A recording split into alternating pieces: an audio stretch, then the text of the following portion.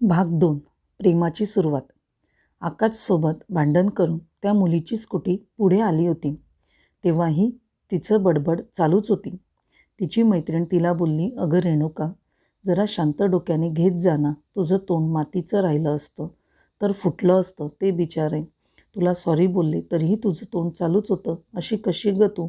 कोण होते ते हे माहीत आहे का तुला?"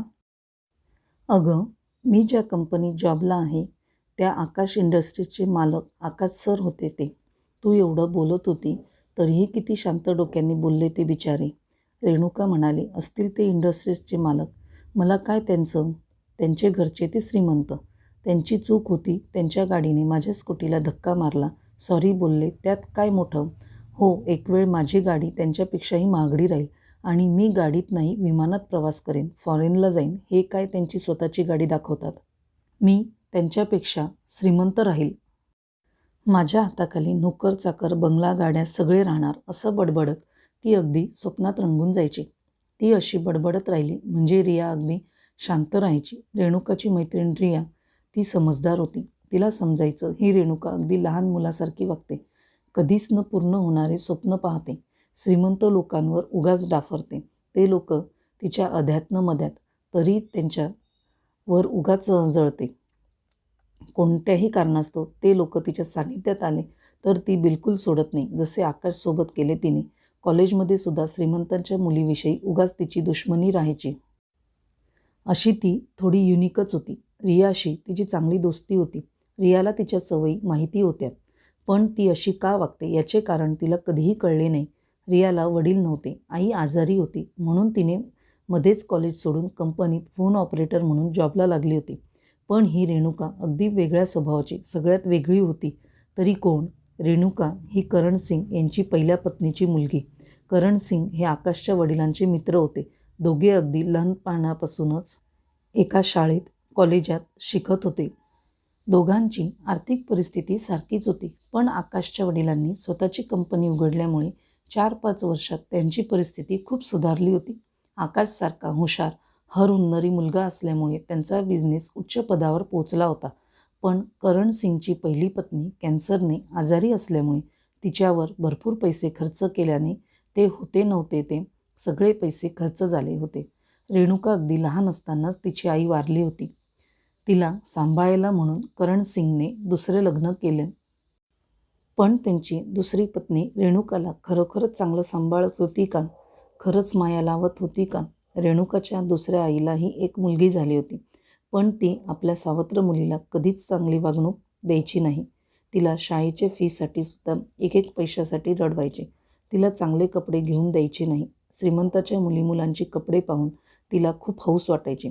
चांगले कपडे घालायचे, स्वतःला मिरवायचे, गाडीत बसायची, श्रीमंत व्हायचं स्वप्न ती बघायची. अशामुळे तिचा असा बंडखोर स्वभाव झाला होता.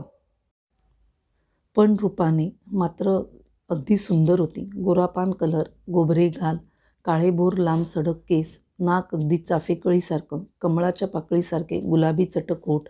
आता ती एक सुंदर युवती झाली होती. तिच्याकडे बघताच कोणीही तिच्या प्रेमात पडेल एवढं सुंदर तिचं रूप होतं.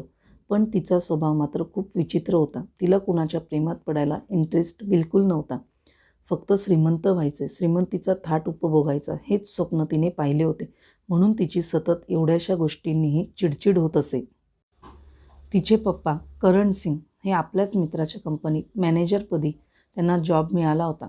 यशवंत हे श्रीमंत जरी झाले होते तरी आपल्या लहानपणीच्या मित्राला विसरले नव्हते. संध्याकाळी 5 वाजता आकाश आणि त्याचे डॅड येत असताना आकाशच्या डोळ्यासमोर त्या मुलीचा चेहरा दिसत तर होताच, पण जिथे तिचं आणि त्याचं भांडण झालं होतं त्या ठिकाणी गाडी आल्यावर त्याने सहज म्हणून काच उघडली आणि बाहेर डोकावून पाहिले तर नेमकी त्याच वेळेला ती कॉलेजहून एकटीच स्कूटरवर बसून त्याच्या गाडीच्या जवळून गेली. त्याने डोळे लाव उघड केले कारण त्याचा स्वतःवरच विश्वास बसत नव्हता. माझ्या डोक्यात त्या मुलीचे विचार चालत आहेत आणि प्रत्यक्ष हीच मुलगी मला काच उघडताच कशी काय दिसते? त्याने पाहिले आणि पटकन काच बंद केली.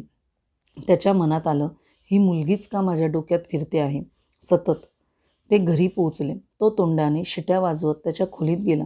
शॉवरमध्ये आंघोळ करून कपडे बदलले. थोडा वेळ तो त्याच्या खोलीतच लॅपटॉपवर काम करत बसला होता. रात्रीचे 9 वाजले. आईने डायनिंग टेबलवर जेवण मांडले. त्याची बहीण समीक्षाने दादाला जेवायला ये असं म्हणून आरोळी मारली. तो शिट्ट्या मारत जिना उतरला. त्याच्या चेहऱ्यावर एक वेगळाच आनंद दिसत होता. त्याने समीक्षाच्या डोक्यावर टपली मारली. ती त्याला चिडवण्याच्या भाषेत बोलू लागली, आई, दादा आज एवढा खुशीत का आहे? आकाशही तिला चिडवू लागला. अगं, मी रोज आनंदातच असतो. तुझ्यासारखं सोडू तोंड नाही करत मी. ती ओरडली. आई बघ ना हा दादा. आकाशची आई म्हणाली, झाली का तुमची मस्ती सुरू? चला जेवायला बसा सगळे. त्यांच्या घरात आकाशच्या कामामुळे आनंदी आनंद होता. सगळेजण आनंदाने जेवत होते. आकाश आईला म्हणाली, खरंच आपलं घर आनंदी आणि सुखी आहे ते तुझ्यामुळे. फक्त एका व्यक्तीची कमी आहे. आता घरात लवकरच सून आली पाहिजे. तेवढ्यात समीक्षा बोलली, हो आई, मला एक सुंदर गोडगोजिरी वहिनी पाहिजे. तिची माझी दोस्ती जमेल. मग आम्ही दोघे मिळून बघू दादाचा हात. ती नाचते आणि आपल्या भावाला वाकुल्या दाखवून गाणे म्हणते. गोरी गोरी पान फुलासारखी छान, दादा मला एक वहिनी आण. तोही तिला चिडवतो. आई, हिचे लग्न कर एखाद्या लंगड्या पांगळ्यासो बघून आणि काढ हिला एकदाची घरातनं बाहेर. सासरी जाईल तेव्हा तिचं डोकं ठिकाणावर येईल. ती रडवेलं तोंड करून म्हणते, आई बघ ना हा दादा. आई म्हणाली, गुपचूप जेवा रे तुम्ही. तेवढ्यातच ती यशवंतरावांना म्हणाली, अहो, आता सगळं ओके झालं आहे. खरंच आता आपल्या आकाशचं लग्न केलं पाहिजे. घरात सून आणली पाहिजे. बघा तुमच्या ओळखीतले असतील कोणीतरी त्यांची मुलगी. आकाश तर मुलखाचा लाजाळू आहे. मुलींकडे कधीही ढुंकून पाहणार नाही. नाहीतर आताची मुलं लव्ह मॅरेजवर जास्तच भर देतात. अरे आकाश, असेल तुझ्या पाहण्यातली एखादी, तुला आवडत असेल तर चालेल ना आम्हाला, पण सून म्हणून. आकाश लाजतो. काय हे आई, मला नाही वेळ मुली पाहायला. आणि काय घाई आहे एवढी माझ्या लग्नाची? मला माझ्या बिझनेस वाढवू दे. माझ्या कामाकडे अगोदर लक्ष देऊ द्या. एवढ्यात नको लग्न माझं. नाही बेटा, योग्य वयातच लग्न चांगले वाटते. आणि आता तर मुली तुझ्यासाठी सांगून येत आहेत. एखादी पसंत कर त्यातली. तो काहीच बोलला नाही. तो उठला आणि त्याच्या रूमकडे गेला. चल आई, आता मला झोप येते आहे. झोपतो मी. Good night. गुड नाईट बेटा, आई म्हणाली. तो त्याच्या बिछाण्यावर आडवा झाला. डोळे लावल्यावर स्वप्नात त्याला तीच मुलगी दिसत होती. तो सहज मनात म्हणाला, अरे ही मुलगी माझा पिछा का सोडत नाही? अगदी मनातच ठाण मांडून बसली आहे. आता ती मुलगी आकाशच्या आयुष्यात येते की विचारापर्यंतच राहते? त्यासाठी पुढचा भाग बघूया. कथेचा उर्वरित भाग पुढील भागामध्ये